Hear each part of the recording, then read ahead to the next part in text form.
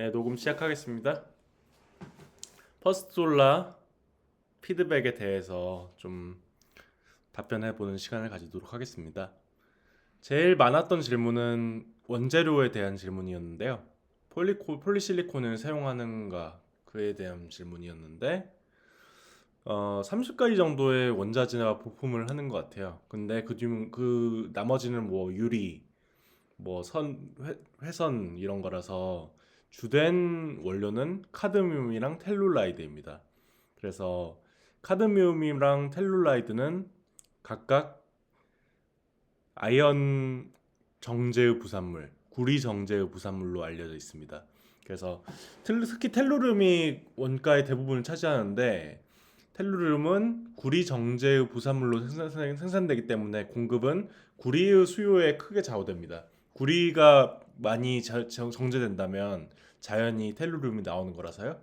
그래서 지금 구리 수요가 굉장히 늘고 있어요. AI 관련해서 전력 수요가 늘어났고 그 전력 수요에 필요한 것들이 구리이기 때문에 그래서 원가적으로는 유리한 면이 있는 것 같습니다. 카드뮴 텔룰라이드는 그래서 방식 그 패널은 폴리실리콘을 전혀 쓰지 않고 있고요. 일종의 방막 태양전지로 그거를 이렇게 유리에다가 도포해가지고 만드는 방식으로 알려져 있습니다. 그리고 병목 현상에 대한 질문이 있었는데 병목 현상이란 전력 공급 시스템과 고압선 부족으로 인해서 전기가 그대로 발전된 곳에 머무르게 되는 현상입니다. 그래서 패널은 쇼티지가 없고 전선 전력 장비 부족으로 인해서 신재생 에너지를 통해서 전기를 생산하더라도 의미가 없어 그 태양광 패널의 설치가 지연되는 현상을 병목 현상이라고 말했습니다. 그리고 금리에 대한 질문도 많았는데요. 금리 떨어지면 당연히 좋은 면은 있습니다. 지수가 올라가겠죠.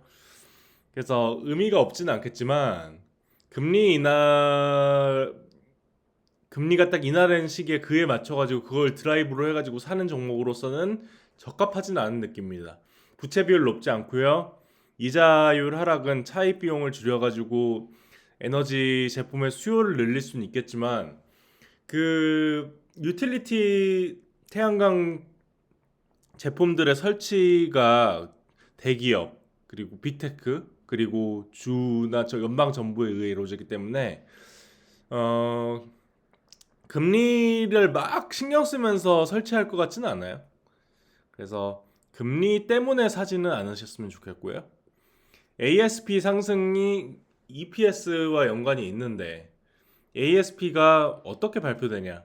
26년까지 꽉 차 있고요. 27년부터 조금씩 선별 수주하고 있습니다. 그래가지고 잠정치가 계속 갱신되는데 그것이 올라가는 형식을 취하고 있고요. 증설을 하고 있습니다. 지금 엘라베마에 짓고 있고 루이지애나에 짓고 있고 오하이오에 막 지었고 그런데 그 캐파까지 고려해서 26년까지 꽉 차 있기 때문에 새로운 수준은 26년까지는 없습니다. 지금 실적 추정치는 26년의 실적치를 새로이 수정함에 따라서 변동하고 있는 것입니다.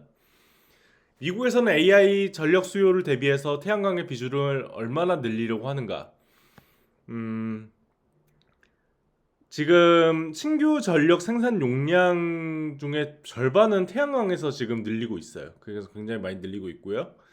음, 바이든 행정부가 아마 트럼프가 될 것 같죠. 근데 바이든 행정부가 계획한 바에 따르면은 35년까지 굉장히 높은 비율을 만들려고 계획은 했습니다. 근데 이거는 바뀔 수 있을 것 같고요.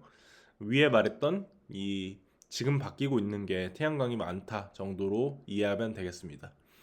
중국 규제를 위한 관세 부과 등은 언제부터 진행됐는가? 지금 이미 14.25%는 부과되고 있고 양면형 패널은 예외가 있습니다. 예외였죠. 근데 지금 관세 면제를 양면형에 대해서 중단해야 된다라는 목소리가 높아져서 폐지를 조사하고 있고 관세 바이든 대통령이 이번 연말부터 2배로 관세를 이렇게 물린다고 했는데 그게 이제 올해 연말 시행될 예정입니다. 그리고 이 올해 연말 시행되는 관세 부과에는 양면형 패널에 대한 관세 예외가 없어질 예정입니다. 그리고 또 하나가 AD/CVD라고 해서 동남아국에서 중국 기업들이 동남아에 공장을 만들고 동남아국에서 생산된 태양광 제품을 미국으로 수출하는 방식을 택해왔습니다. 이 AD/CVD도 문제가 있다라고 봐가지고 지금 한화큐셀 등에서 청원을 해가지고 조사 중입니다. 그래서 이것도 지금 폐지가 6월 6일부터 되고 있는 상태입니다. 그래서 대중국 고관세 정책은 트럼프가 당선되면 더 강화될 거예요. 바이든도 지금 강화하고 있는 상태고. 그래서 이거는 퍼스트 솔라의 유리한 부분이고, 다만 조사를 해봤더니 IRA에 따라서 이전 글에 있죠. IRA에 따라서 퍼스트 솔라가 상당히 세액 공제, 그 생산자 측에서의 세액 공제든 소비자 측에서 세액 공제든 꽤 이득을 보고 있는데, 이게 30년까지만 그렇게 이 보조금을 주는 거더라고요. 그래서 36% 매출 이익이 지금 IRA 감축법에 의한 걸로 파악되고 있어요. 이걸 폐지된다면 혹은 연장되지 않는다면 실적에 영향을 받을 것으로 보입니다. 차트 분석적으로 어떻게 보냐? 상방과 하방이 열려 있는 상태예요. 그래서 저의 경우에는 상승 추세 중이라고 생각해서 어느 정도 사놨지만 조정받을 가능성이 좀 많은 것 같아요. 이 급등했던 이 시기가 중요한 것 같은데요. 225 절반 정도, 그리고 200까지 190까지 지지선으로 보고 190을 깨지 않는 이상 계속 들고 갈 생각이에요. 근데 190을 좀 깨버린다 이러면은 좀 생각을 달리 해볼 필요가 있겠죠. 근데 마침 이 영상을 찍는 날 밤에 225까지 지금 떨어진 상태입니다. 그래서 190까지 간다면 꽤 메리트가 있을 것 같다는 생각은 들어요.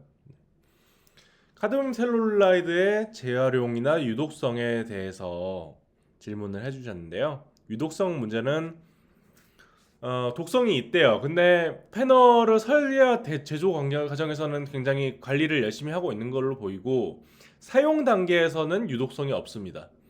그래서 설계와 제조 단계에서의 문제는 퍼스트 솔라가 알아서 할 문제인데, IR 자료나 뭐 이런 걸 보니까 잘 관리하고 있다고 주장하고 있고, 거기서 또 특이한 게 재활용을 90%나 재사용할 수 있다고 IR에는 써놨어요. 근데 이게 진짜일까요? 그래서 지금 대체 물질을 계속 연구하고 있다고도 써 있었는데, 이게 지금 연구 중이지만 아직까지 딱히 뭐 제시되고 있는 건 없는 것 같아요. 그래서 당분간은 카드뮴 텔룰라이드가 좀 제일 하이엔드 제품으로, 그리고 제일 적합한 대규모에 적합한 제품으로 자리 잡지 않을까 하는 생각은 듭니다. 그래서 원래 결정진 실링콜을 계속 써왔죠. 근데 NREL에서 스퍼스톨라랑 같이 개발을 한 건데요. 각각의 응용 분야가 있고 다양한 유형의 기술이 모두 필요하다고 하네요. 해외 진출. 인도와 미국, 미국 외에 유럽과 인도에서도 하고 있는데, 일단 시장 규모는 이 정도로 보이고 있어요. 시장 규모는 꽤 크죠. 인도가 이렇게 큰지 몰랐어요.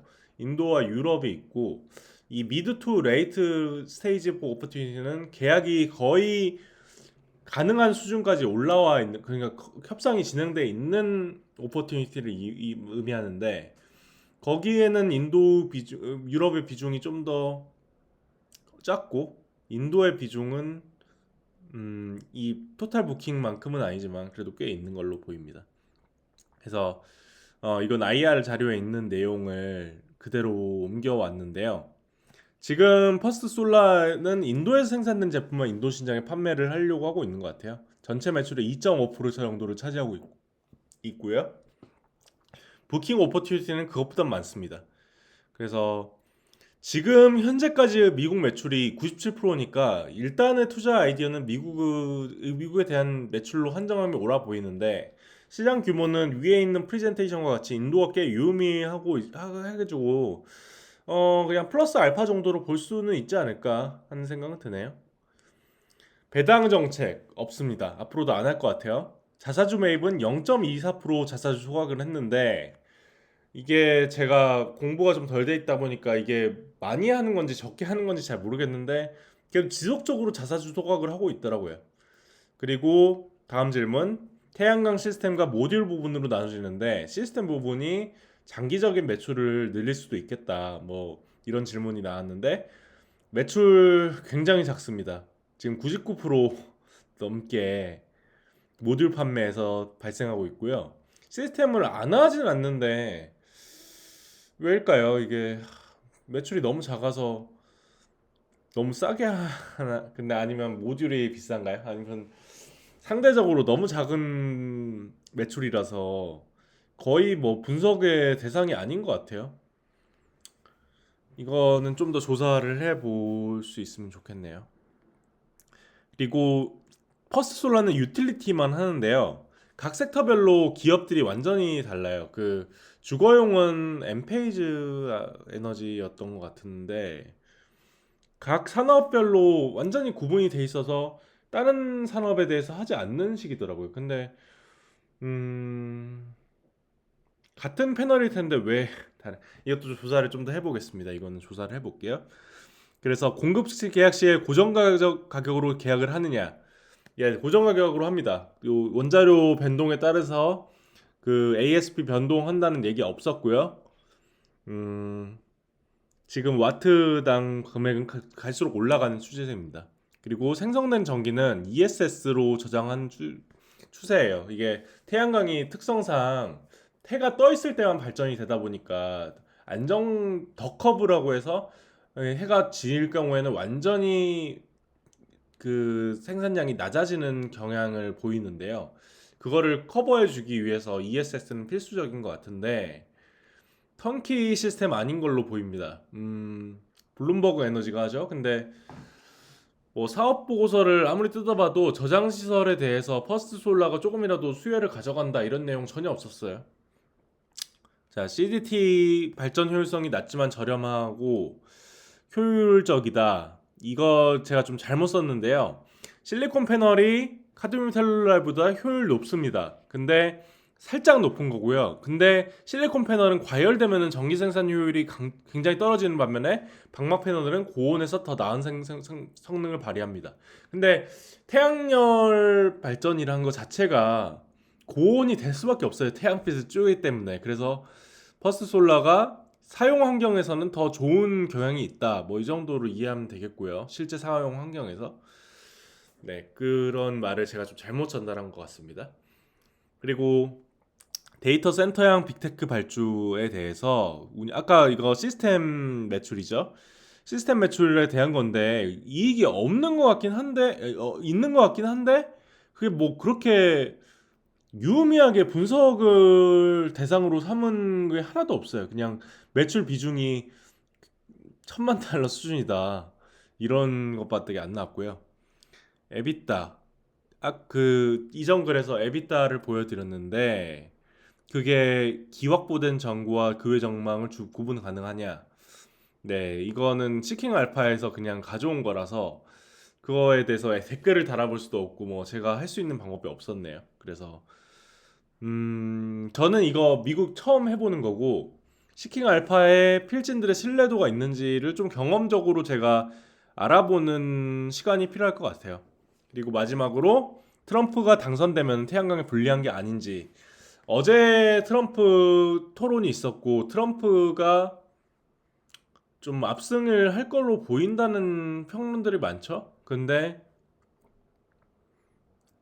어제 또 밤에 PC는 잘 나왔는데 퍼스트 솔라가 10% 떨어졌어요. 그래서 이런 우려가 시장에 있는 것 같은데 트럼프가 당선되더라도 태양광의 비중을 줄일 수는 없을 거예요. 그리고 그러니까 원전으로 하겠다는 건데 미국 그 경우에 원전보다 태양광이 더 싼 것 같거든요. 제가 보기로는.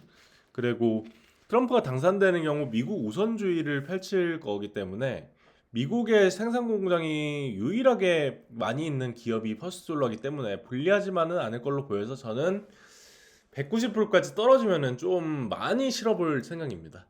네, 이 정도로 마무리하겠습니다. 감사합니다.